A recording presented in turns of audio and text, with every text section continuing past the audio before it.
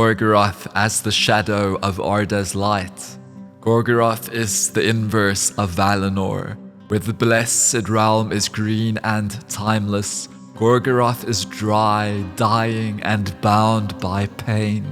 It is the shadow's answer to paradise. In Tolkien's world, evil is always a reflection of something once good. Gorgoroth, born of fire and ceaseless labor, is the dark mirror of the two trees, a place where no pure light remains, and even shadows are devoured. The land itself. Gorgoroth stretches like a scar across Mordor, a blackened plateau behind jagged peaks veiled in ash and choking heat. Its ground is broken and scorched, split by fire and steam. Dust replaces soil, rivers run with cinder, even orcs tread here with dread. Yet through this hell they march, and here they die, fueling the Eye's great war.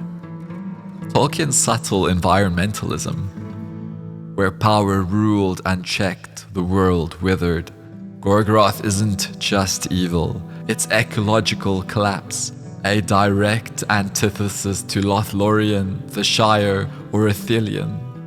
Tolkien, a lover of green things, built Gorgoroth as a final form of domination, land reduced to ruin, enslaved for power. Even Isengard's industry pales in comparison. Mount Doom as a dark, holy land. Mount Doom is not just a volcano, it is a sanctuary of destruction. The One Ring was forged and unmade here. The elves had Cuivianen, men had Hildurin, Sauron had Gorgoroth, his sanctum of fire, where he reshaped the world in his image. No food, no water, just ash in our teeth, fire in our lungs, orcs shouting, stabbing, always marching, always down.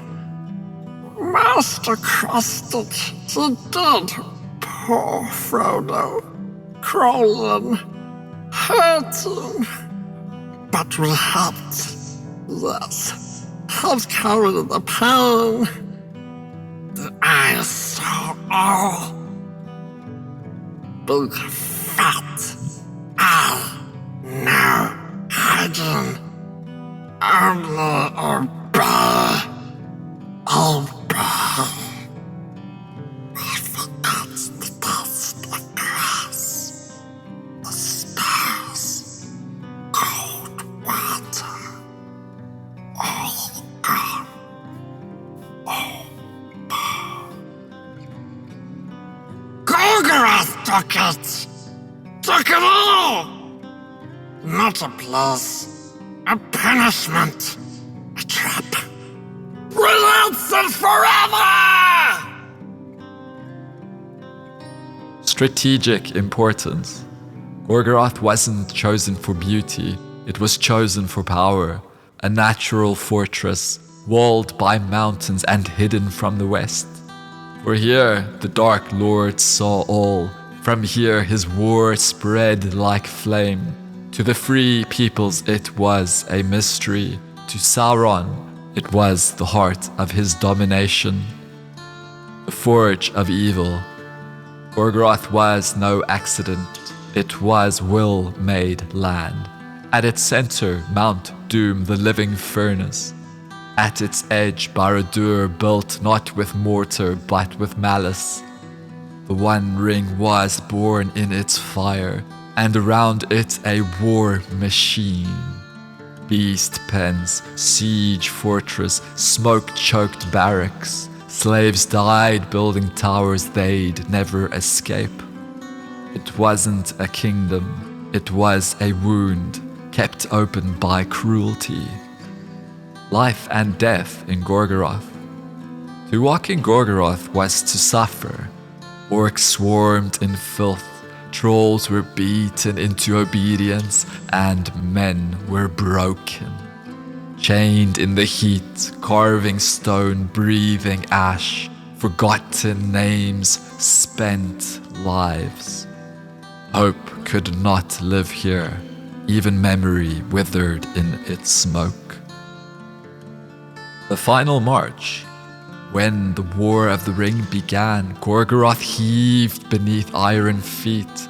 Tens of thousands marched, orcs, wargs, siege towers, all gathering in the heat. But two figures moved against the tide, Frodo and Sam, disguised, crawling through ruin. They fought no battles, they carried the world, step by poison step, toward the fire. The death of Gorgoroth. When the ring fell, the land screamed. Barad-dûr shattered, Mount Doom split the sky, and Gorgoroth, the forge, the prison, the symbol, died with its master. All that remained was ruin, ash blowing across the broken plain. What Gorgoroth means? Gorgoroth is more than a place. It's what happens when domination replaces order, when life is spent for power, when fire becomes law. It is the cost of evil, the warning it leaves behind. In the west, they sing of green hills and white towers, but in the east, they whisper of Gorgoroth. Few remember its name. Fewer understand what it truly was. But here, in the shadow of the mountain, the fate of the world was unmade. Gorgoroth, the land where no stars shine.